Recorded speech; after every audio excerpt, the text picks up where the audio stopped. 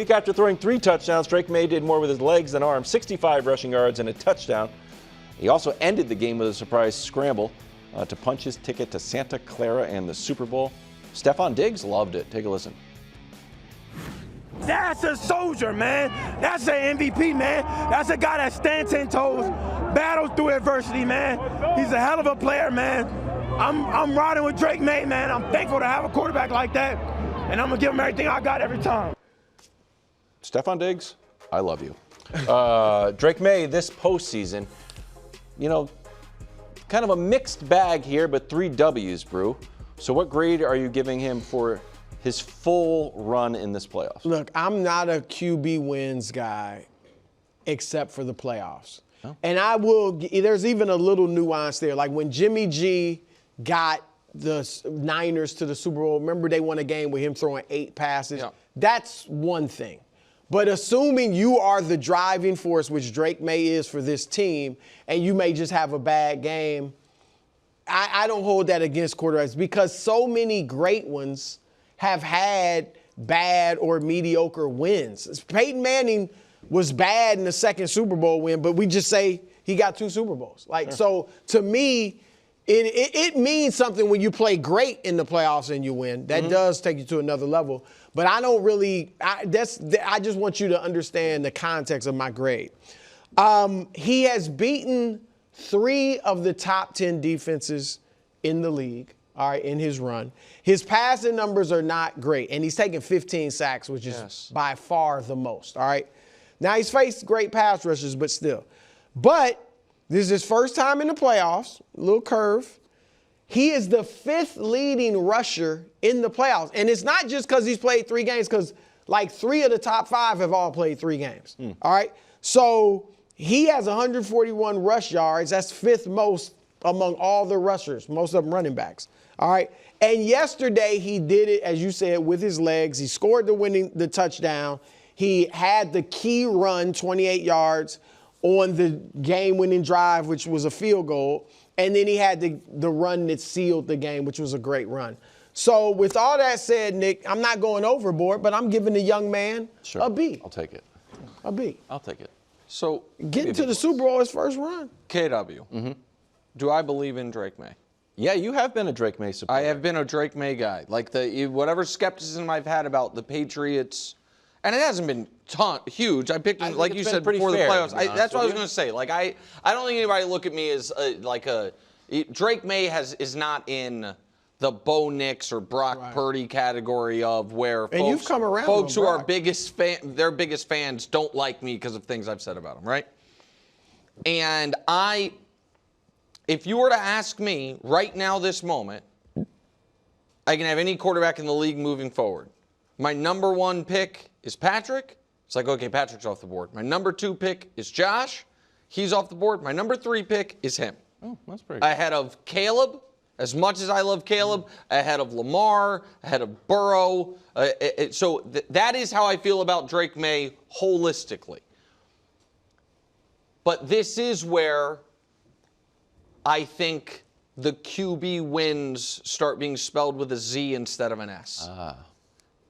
Because, yes, the Patriots have played great defenses, but the story of this playoff run is the Patriots' defense.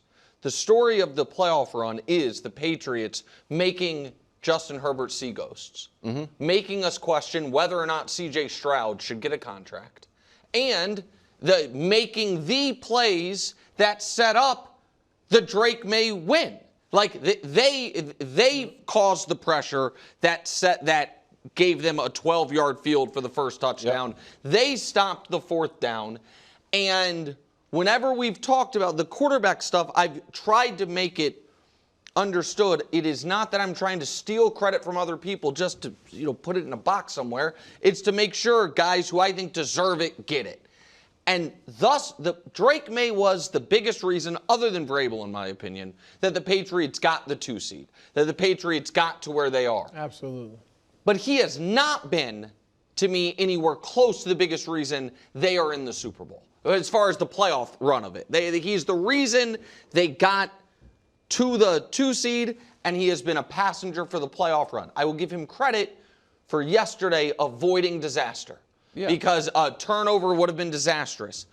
However, these are his numbers for the playoff run, alongside another quarterback who made a Super Bowl. So what you'll see is the other teams scored a little more points. Neither one have good completion percentage. The other guy obviously worse and fewer yards per game.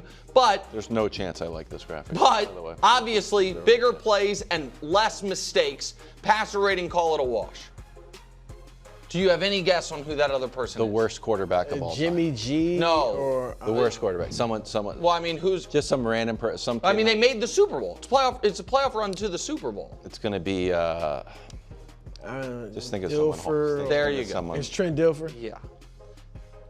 And so Dilfer's a Super Bowl winning. The story of that Ravens team in the playoffs and all year was the defense. Right. That's a big difference. That is a big difference as far as how, if they win the Super Bowl, how we'll remember this season. He is not a passenger. He, again, was the most important and best player on the team. But on this Super Bowl run, I cannot say he's the driving force. I think passenger's way too strong. A passenger doesn't throw that pass to Kayshon Boutte in the last game. So I mean, that's just not happening.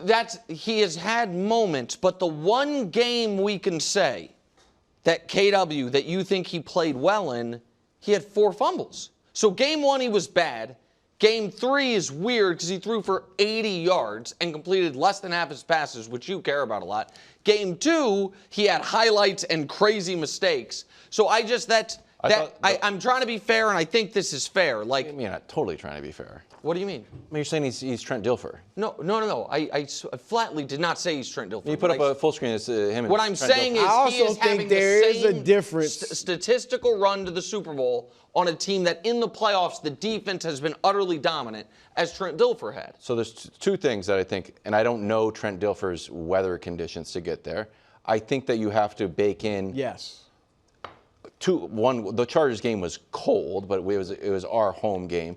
The Texans game was snow and rainy, and yesterday was snowy and rainy. The stats so I think that has to be baked into it somehow. Out of the window. Also, Brou, the first half the weather was perfect. Yeah, first half. And he had it's still. First half he was not great.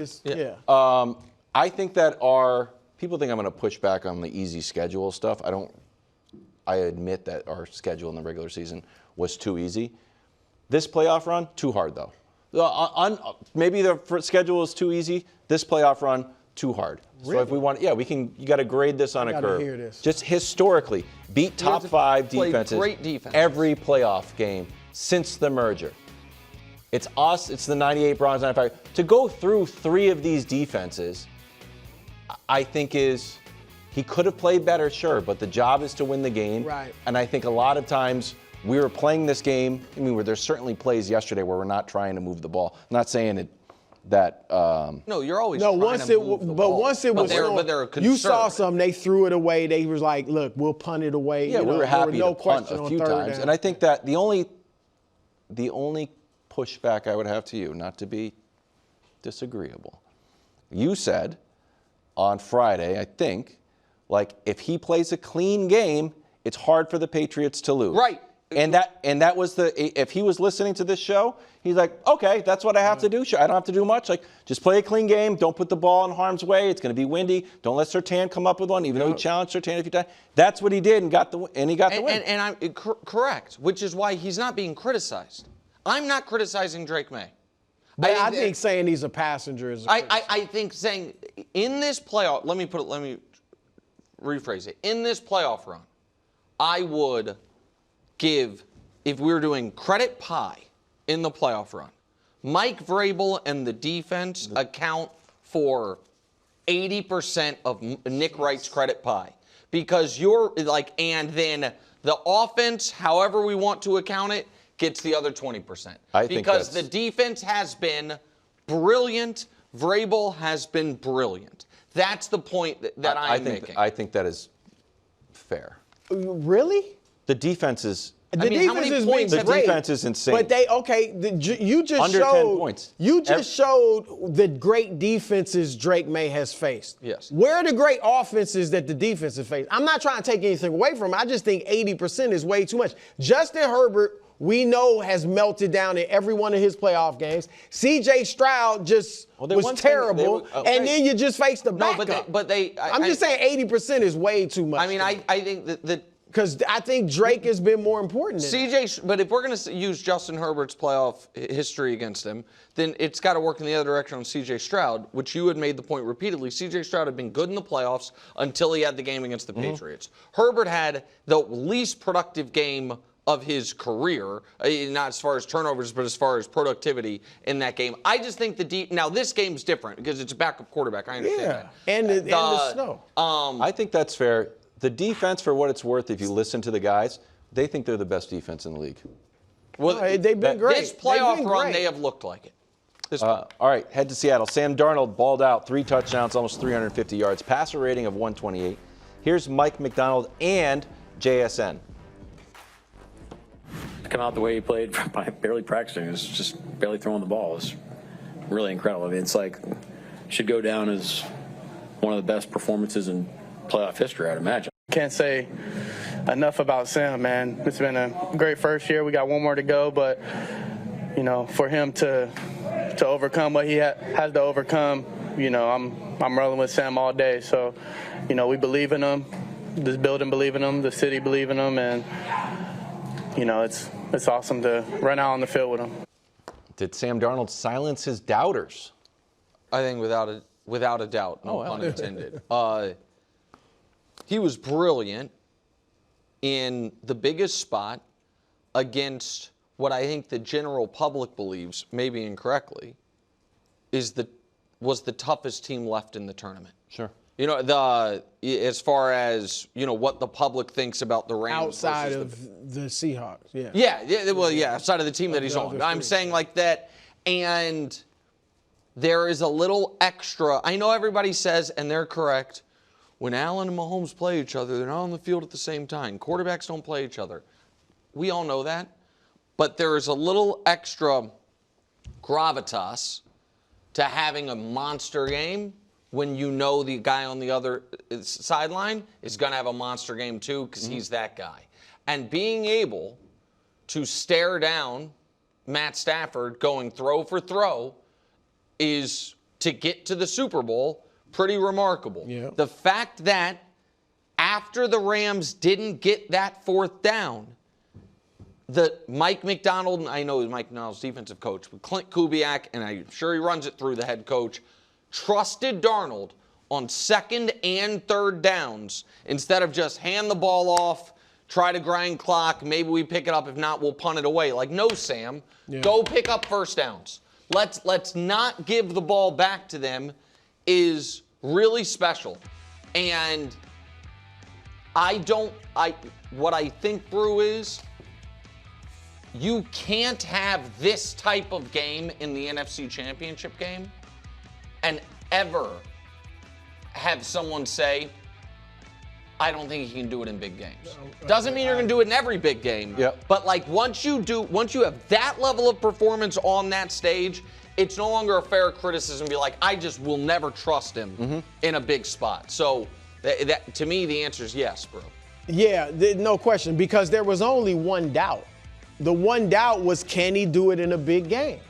And he just did, like you said. So there's no question he has silenced the doubters and the haters and all of that. And I agree with what you said. You just can't bring that up anymore because he's already gotten it done. And to do it against a team that you had thrown 6 interceptions against in your last 2 meetings with them.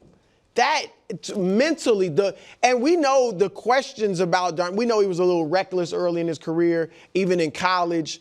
But then when he talked about, I'm seeing ghosts, now you started questioning his mental toughness, you know? And that has really stuck with him a lot. Yeah, that was but just not, a random that has to be gone too. Because it's mentally, to know, not only am I facing a great team, but I have been garbage against them for the most part this season. My last 2 games, I know he came on late, But for three-fourths of that game, he was bad.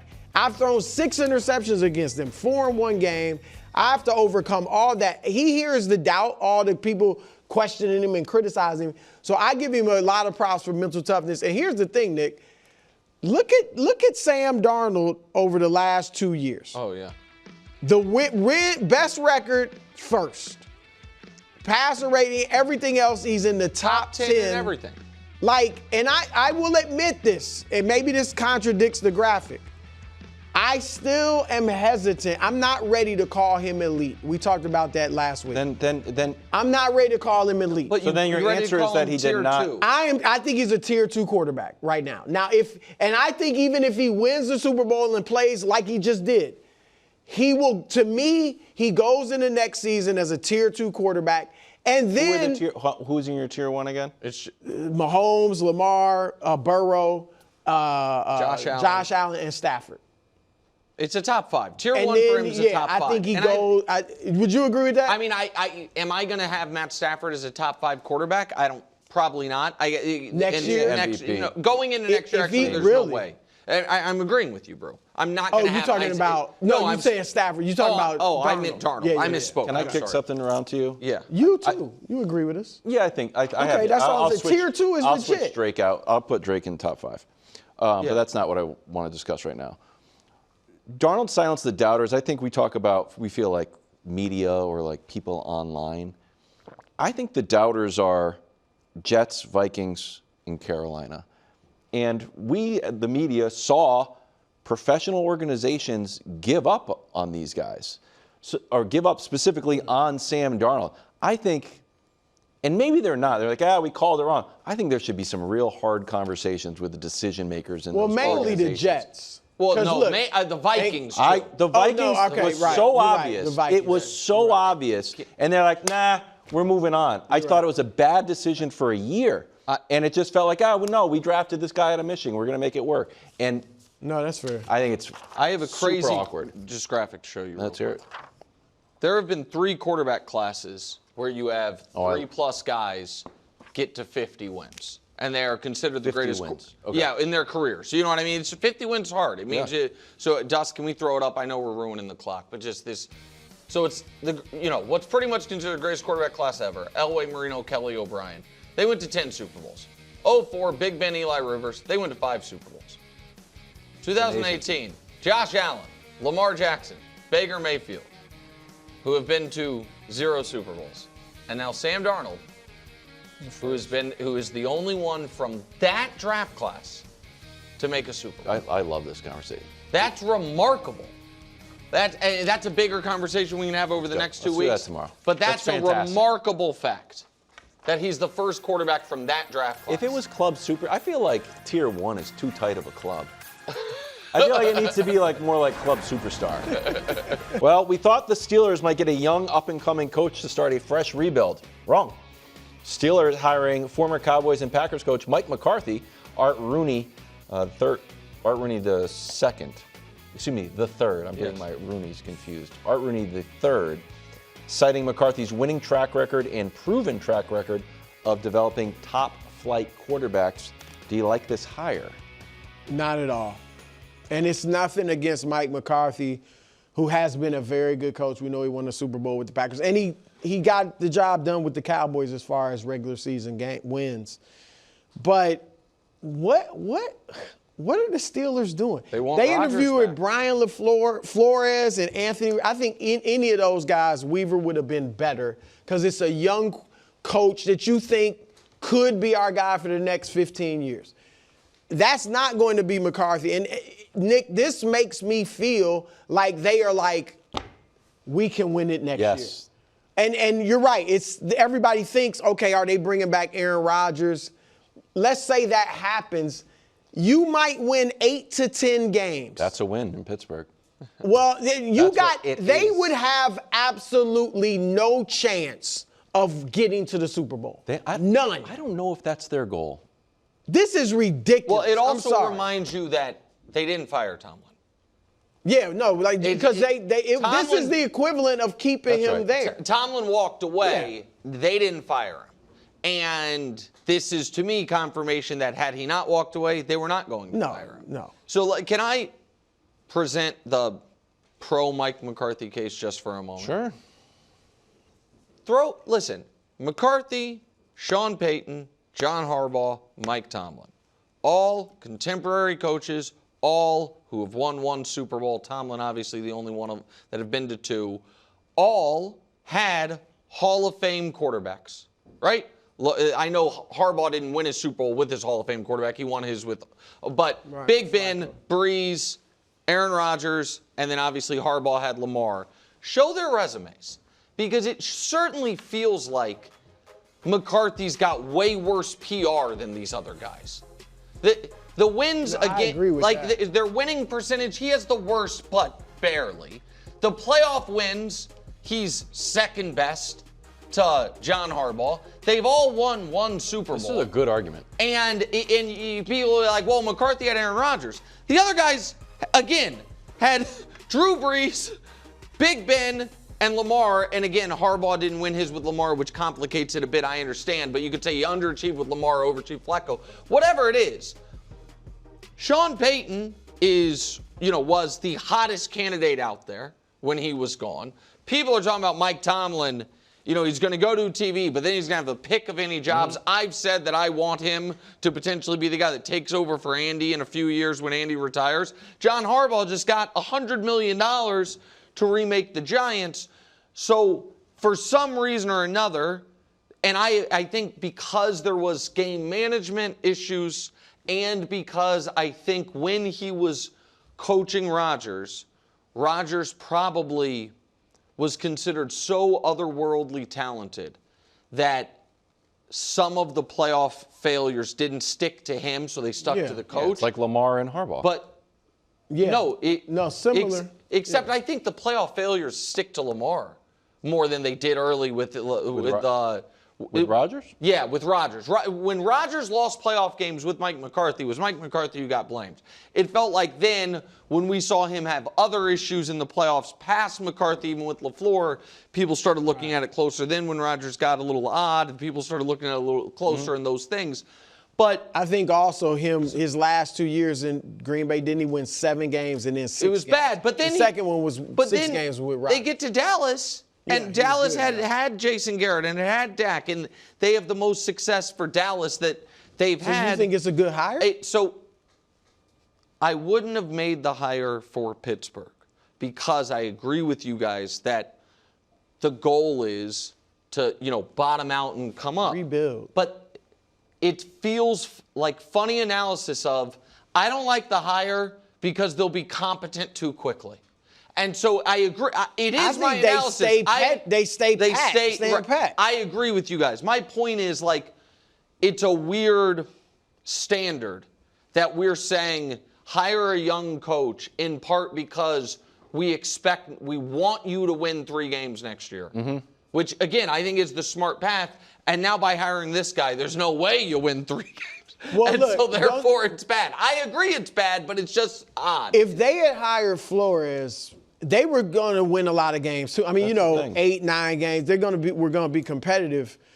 I just, he's older, so he's not going to be there, that much, over a decade probably. 62. A decade, gee whiz. I'm just saying, it's just. It feels uninspiring. Yeah, I agree with you. It's a stand pat move. I kind of feel like you're treading water. Granted, this is Patriots-centric. The hamstring. Patriots won a Super Bowl, went through a full rebuild with Mac Jones. That didn't work. Rebuilt that rebuild. Hired a coach, fired a coach, fired 2 coaches, got Mike Vrabel, and now back in the Super Bowl. In the time the Steelers have not won a playoff game. Yeah. Not good. Chiefs had a whole dynasty. Thanks for watching. Subscribe here to get more from the show and to check out clips from other shows on FS1.